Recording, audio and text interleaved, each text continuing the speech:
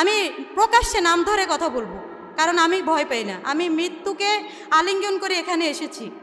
BNP এখন বলে হচ্ছে আমরা সব উল্টে ফেলেছি, কিন্তু ফখরুল ইসলাম আলমগীর নিজেই বলছে যে আমরা ছাত্রদের পক্ষে নেই। কত বড় মিথ্যাবাদী হলে একজন নেতা এরকম কথা বলতে পারে? তার জানা উচিত এবং বোঝা উচিত সে একজন পুরুষ মানুষ। পুরুষ মানুষের মুখের জবান তো একরকম থাকবে, এক থাকবে, মুসলিম হোক সে অমুসলিম। সে যখন এক জবান দিয়ে দুই রকম কথা বলে, সে দেশের যে কতটুকু কি করবে সেটা আমাদের জানা হয়ে গেছে।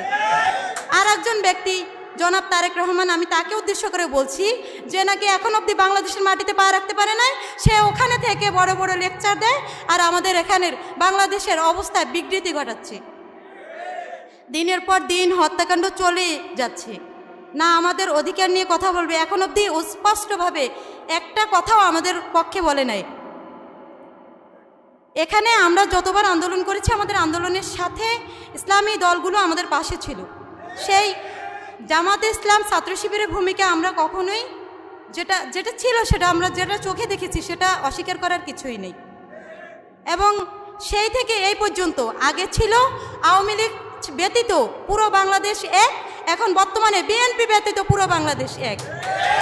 তাহলে যেখানে জনসাধারণ মানুষ যেখানে আমাদের পাশে আছে, ইনশাল্লাহ আপনাদের কাছে আমরা মানে এতটুকু বলতে চাই, আমাদের জুলাই সনদ দেওয়ার ব্যাপারে আপনারা রাষ্ট্রীয়ভাবে আলোচনা করেন। রাষ্ট্রীয়ভাবে যদি আমাদেরকে স্বীকৃতি জুলাই সনদ দেওয়া না হয়, তাহলে আমরা আবার জুলাই সংগঠিত করব। আর 2024-এর জুলাইয়ের চেয়ে 2025-এ যদি জুলাই সংগঠিত হয়, সেটা অনেক ভয়ঙ্কর হবে। আমরা প্রত্যেকটা বুলেট আর আমরা প্রত্যেকজন জীবন্ত লাশ হিসেবে বেঁচে আছি। আমাদের জীবনের কোনো মূল্য নেই। আমরা বাঁচতে চাই না, স্বাধীনভাবে বাঁচতে চাই। যদি বাঁচতে 1 ঘন্টা বাঁচবো, 10 বছর কারো পা চেটে বাঁচার ইচ্ছে আমাদের নেই। আমরা 1 ঘন্টা বাঁচতে চাই, তা বীরের বেশে। আমাদের যে ভাইরা শহীদ হয়ে গেছে, আমাদের ইচ্ছে হয় আমরাও যেন ওইভাবে শহীদ হয়ে যাই। কিন্তু যারা এখন গোলামি করতেছে, পা চাটতেছে, নির্বাচন করে মরে যাচ্ছে, আমি তাদের উদ্দেশ্যে বলতে চাই, ততক্ষণ পর্যন্ত নির্বাচন হবে না যতক্ষণ পর্যন্ত প্রকাশ্যে হত্যাকাণ্ড, গুম খুনগুলোর বিচার না হবে এবং জুলাই স্বীকৃতি না পাব। আমরা আপনাদের পাশে আমরা আছি।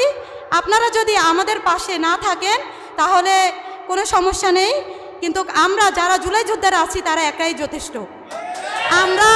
আমরা এর আগে কয়েকটা কর্মসূচি দিয়েছি এবং আমাদেরকে বলা হয়েছে